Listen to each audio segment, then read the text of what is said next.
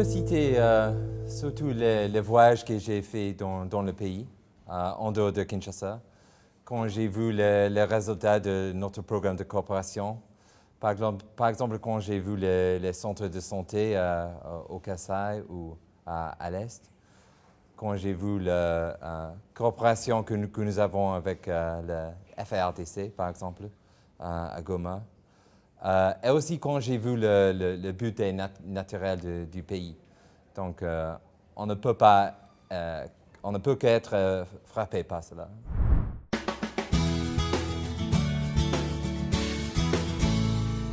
C'est pas un secret que la communauté internationale est un peu déçue par cela.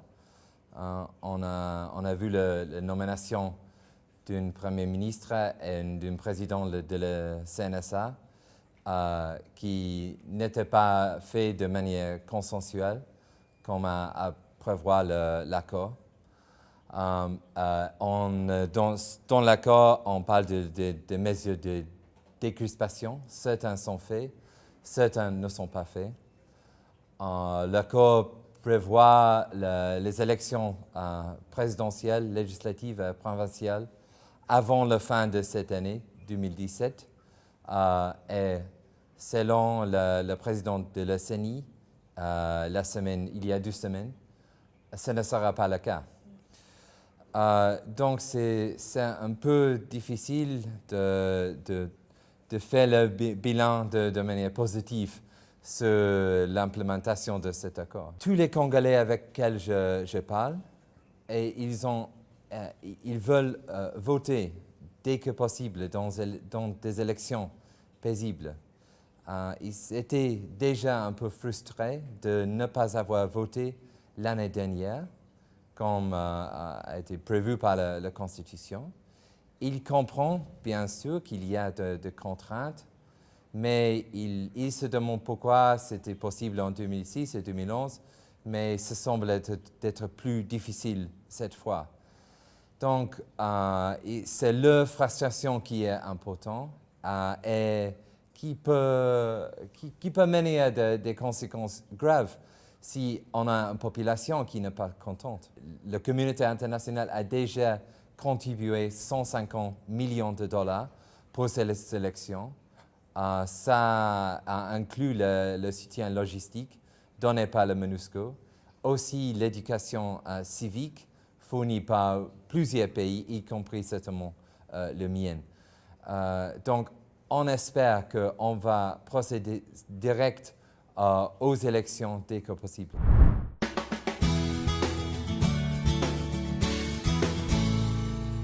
L'organisation qui est responsable de résoudre la crise, c'est le gouvernement congolais. C'est pas moi qui le dis, c'est le gouvernement lui-même.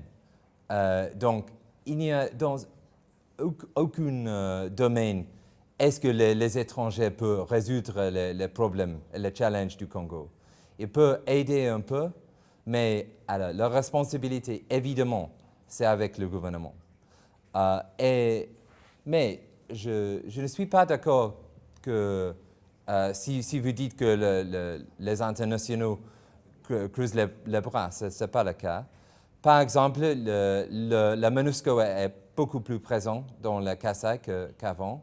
Il y a des centaines de militaires qui sont là. Toutes les institutions, des organisations qui fournissent de l'aide humanitaire sont là. La communauté internationale finance de l'aide humanitaire. J'étais là à Kananga. J'ai annoncé 6 millions de dollars de plus de l'aide humanitaire britannique pour les gens qui sont déplacés dans le Kasaï. Vous avez déjà mentionné cette enquête le Conseil des droits de l'homme de l'ONU, où les enquêteurs ont été nommés.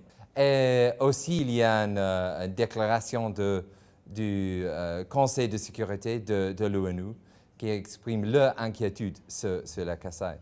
Donc, on ne peut pas dire que rien n'est fait. Et aussi sur l'aide au développement. C'est le gouvernement britannique qui fournit de l'aide de soins de santé primaire à 6 millions de personnes, des Congolais, au Kasaï. Donc, En total, est-ce que ça va résoudre tous les problèmes? Non, parce que évidemment, c'est seul le gouvernement qui peut faire ça. Mais est-ce que c'est une contribution significative? Oui, c'est clair.